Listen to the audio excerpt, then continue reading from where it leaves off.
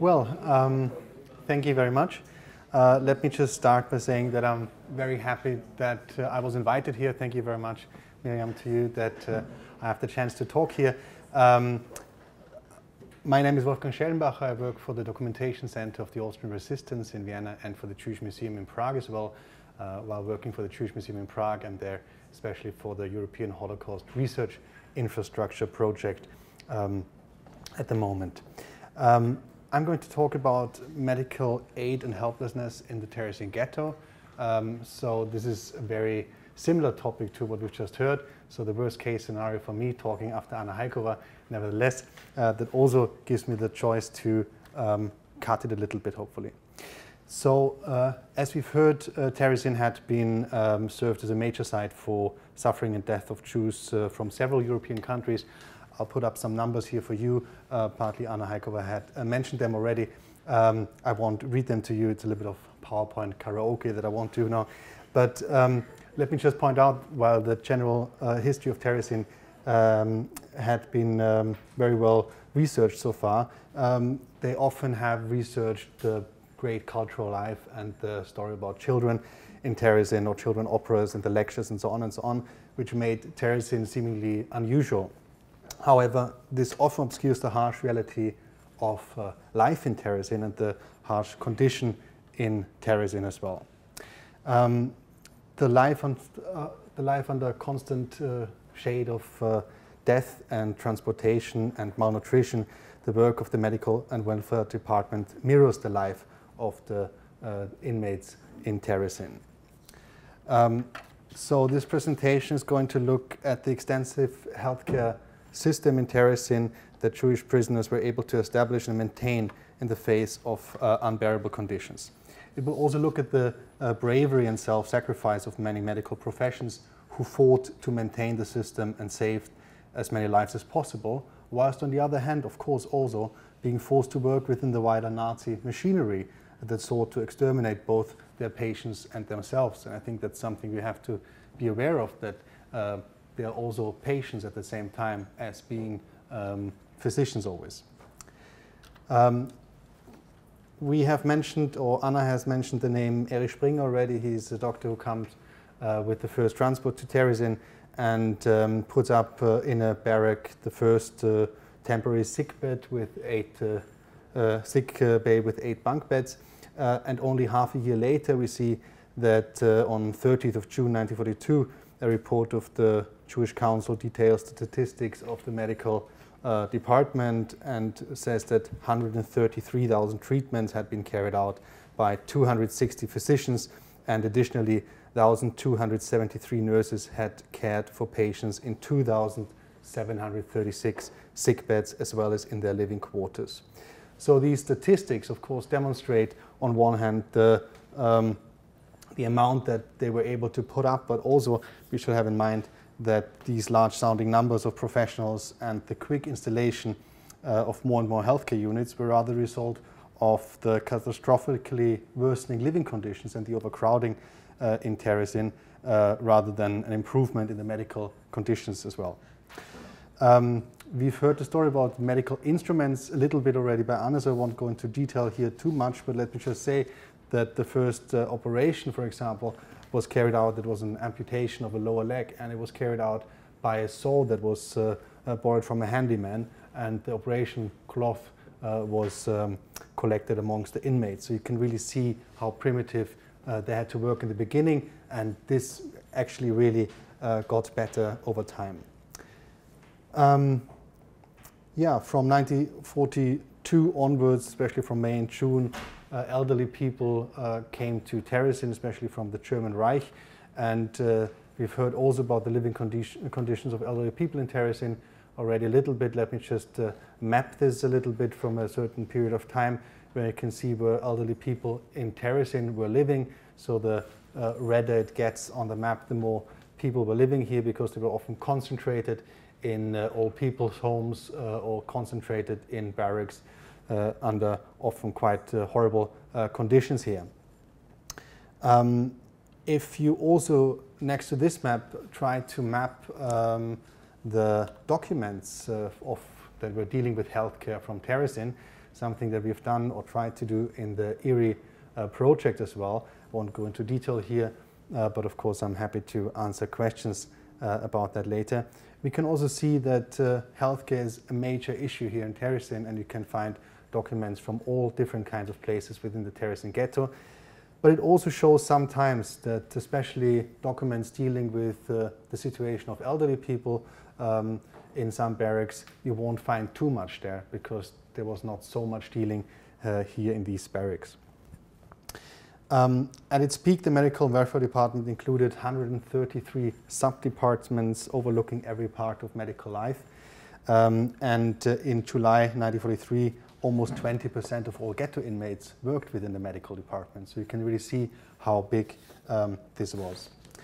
The mass transportations to Auschwitz then in September and October 1944 really changed this massively. 18,000 people were transported within basically a month to Auschwitz and murdered there.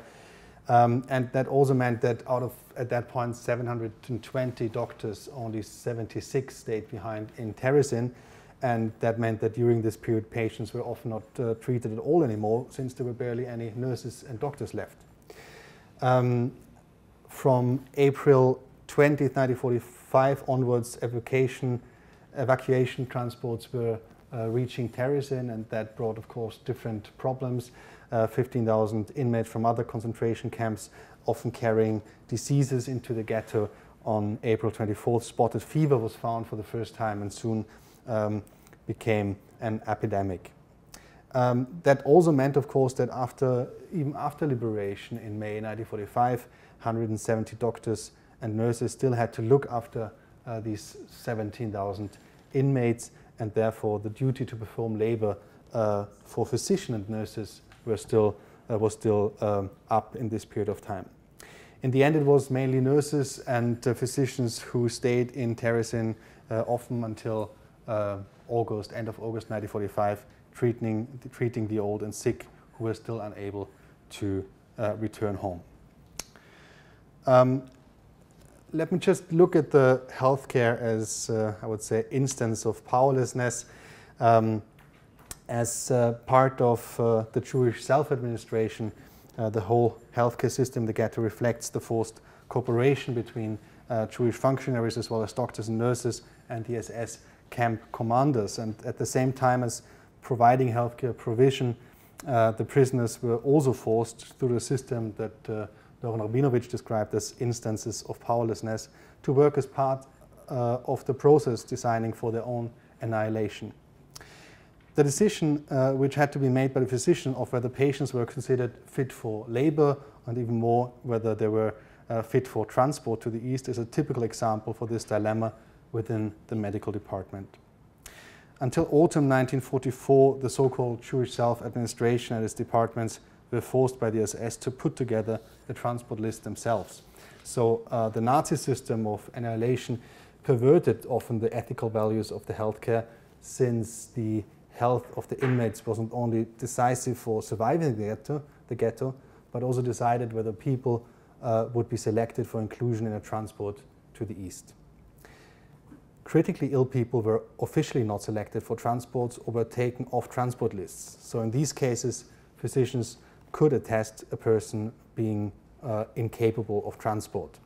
Therefore, many ghetto inmates tried to register as sick or tried to worsen their own condition intentionally in the hope of not being selected.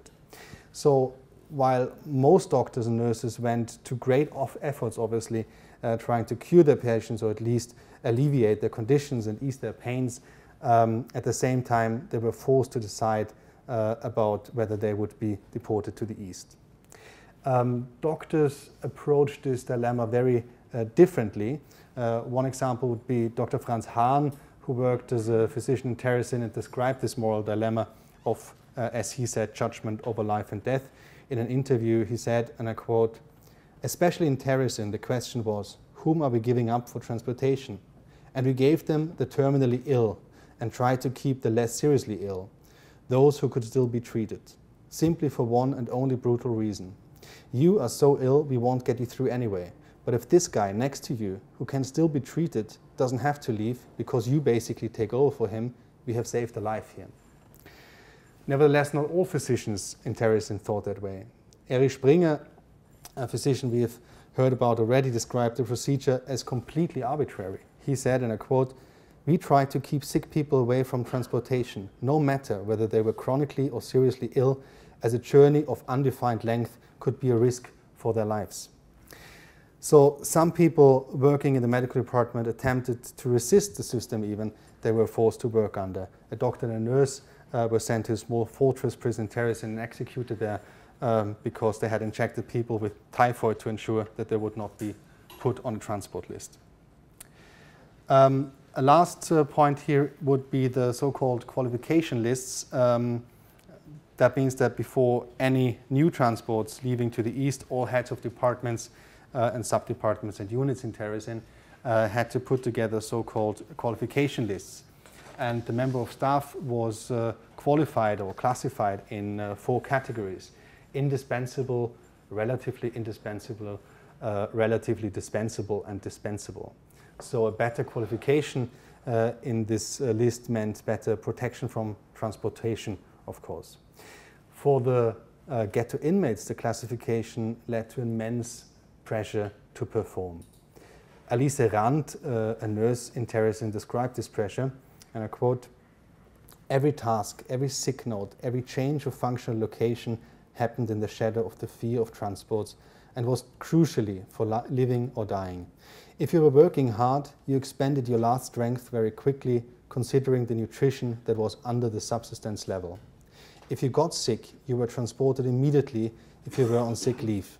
If you were not working extremely hard, if you're trying to save strength, you were classified as a bad worker and transported as well."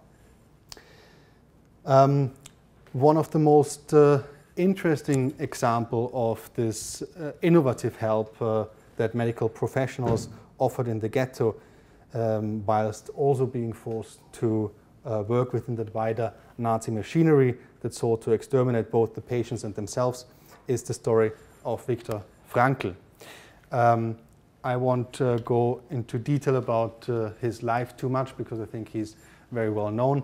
Frankl, born in 1905 in Austria, worked at the Rothschild Hospital, the Jewish hospital in Vienna, after the Anschluss until his own transportation to Teresin in September 1942.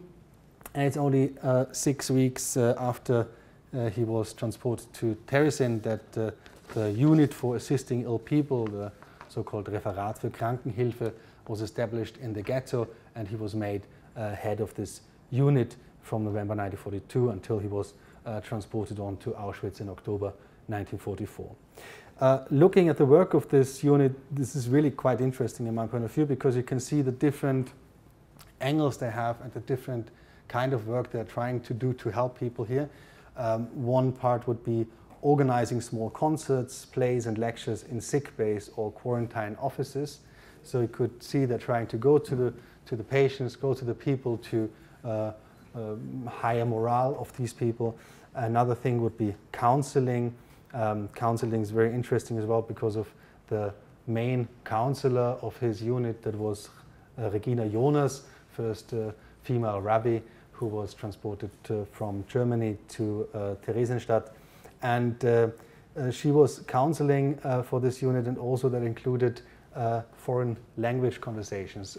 Actually very beautiful ideas, because what they did is they were going to elderly people trying to speak in French or English with them to give them hope, saying, you know, your children were forced to emigrate to England, to the United States, for example, and they tried to give them hope that this will be over soon and then they could go to these countries, and that's why we are learning these new languages for now.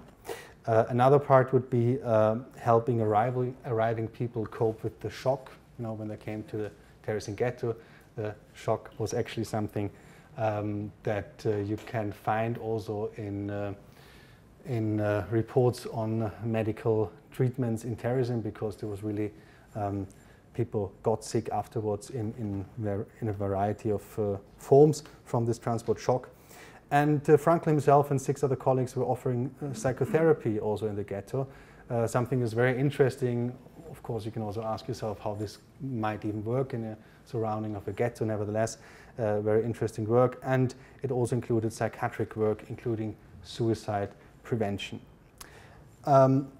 So doing all this beautiful work at the same time, you can see that they were forced to work within this ghetto system that I tried to describe above, because Viktor Frankl, for example, of course, had also to do qualification lists, as he wrote in a letter to Wilhelm Börne in 1945 about a common friend of theirs, saying, I classified her on the qualification list that were unfortunately not insignificant in the first, the best group. So also he had to undergo all these system and all the work in the Terezin Ghetto, of course. Also suicide prevention is a very interesting part of his work here. As you can see, he tried to put up a kind of an intelligence service for people who would know people who are trying to commit suicide or thinking about it, even reporting them to him, as you can see here on the second photo here. But that also, of course, included the question what would happen with them. On one hand, he's trying to help them, and he often could help people. On the other hand, they were known now as people who would be sent into a psychiatric ward, perhaps, and maybe have been transported, therefore, afterwards into the East again. So the impossible situation that the health professionals and the Jewish self-administration were placed in is shown by the forced participation here, whilst at the same time developing and administrating an expensive system aimed at saving lives and healing the sick. The many departments of the healthcare system in Teresin, with the diverse services and self-sacrifice for sick prisoners, is an example, in my point of view, of the helplessness of the Jewish self-administration, that despite the different services, was at the same time forced to work towards the annihilation of their own fellow prisoners. And I think also that this is especially clear when you look at departments like the Unit for Assisting Ill People that Viktor Frankl led here. Thank you.